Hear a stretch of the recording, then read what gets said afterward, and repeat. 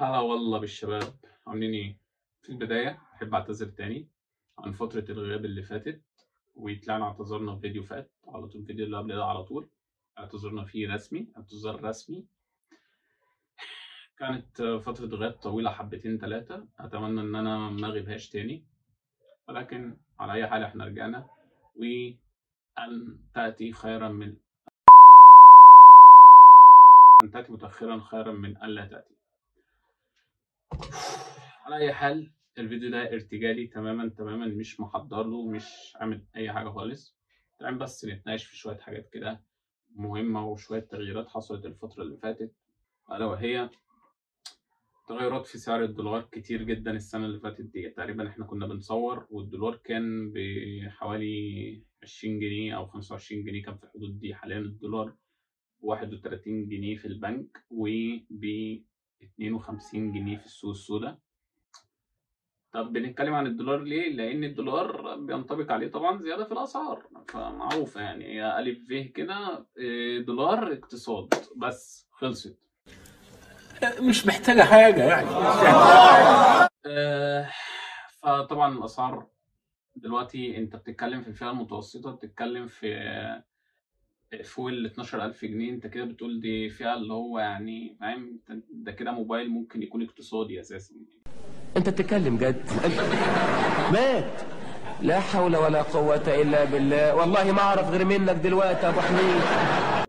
الفئة اللي هي ايه، مش المتوسطة يعني بيبقى في فئة متوسطة وفي متوسطة العليا.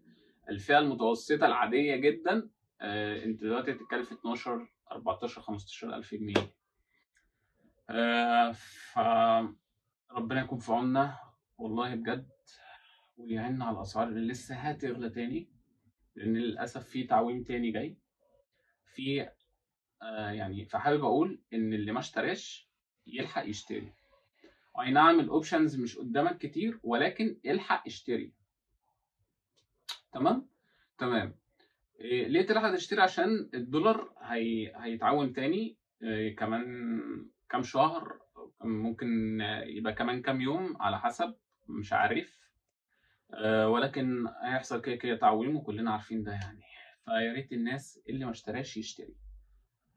حاليا الايفون هو المتصدر الدنيا اليومين دول، من ساعة ما الايفون 15 نزل، والايفون 15 برو والبرو ماكس. مش عارف بصراحة ليه الضجة اللي حصلت عليه دي.